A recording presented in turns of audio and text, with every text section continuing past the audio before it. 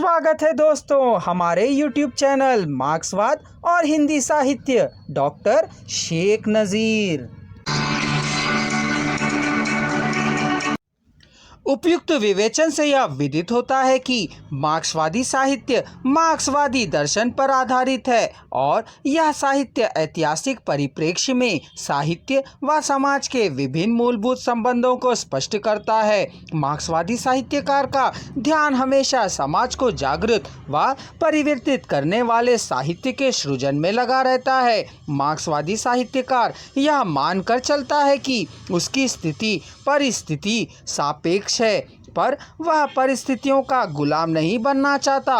वह परिस्थितियों का दृष्टा और विधायक बनकर रहता है। वह सामाजिक परिस्थितियों को भली भांति समझता है और उन सामाजिक परिस्थितियों में वांछित परिवर्तन व परिवर्धन करने सतत नई परिस्थितियों के निर्माण में व्यस्त रहता है। उसका दृष्टिकोण कलात्मक कम और सृजनात्मक व अभिष्ट परिवर्तन दायक अधिक होता है।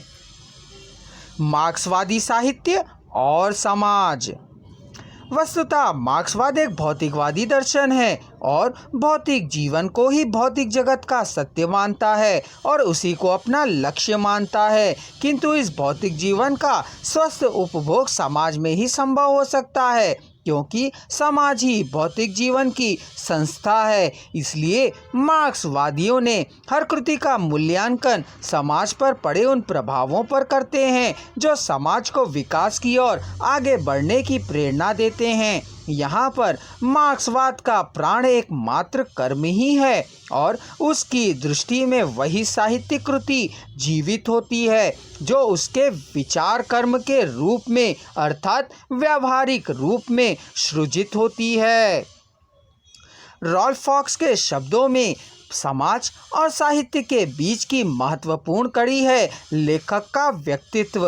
साहित्य के रूप में समाज की जो छाया प्रकट होती है वह लेखक के व्यक्तित्व के माध्यम से ही होती है। साहित्य के निर्माण में इस बीच की कड़ी लेखक के व्यक्तित्व का बहुत महत्व है और इस महत्व की महत्ता इस बात में है कि एक और इसका संबंध समाज से है तो दूसरी ओर साहित्य से। साहित्य रचना की प्रक्रिया में समाज, लेखक और साहित्य परस्पर एक दूसरे को इस तरह प्रभावित करते हैं कि इनमें से प्रत्येक क्रमशः परिवर्तित और विकसित होता रहता है। समाज में लेखक, लेखक से साहित्य और साहित्य से पुनः समाज। यह परिवर्तन व विकास एक वृत्ताकार दायरे में एक दूसरे को प्रभावित करता हुआ पनपता है और इन तीन बिंदुओं में से समाज, लेखक व साहित्य किसी एक के अभाव में साहित्य रचना की प्रक्रिया कुंठित पड़ जाती है।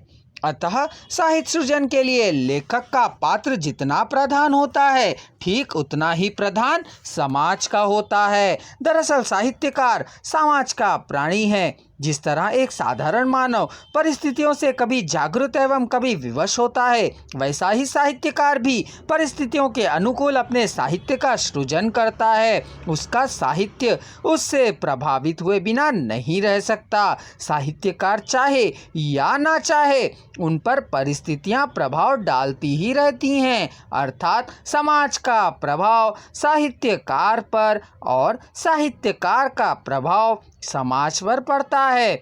यही वह मार्क्सवाद और साहित्य के बीच की कड़ी है जो दोनों को एक में बांध कर रखती है।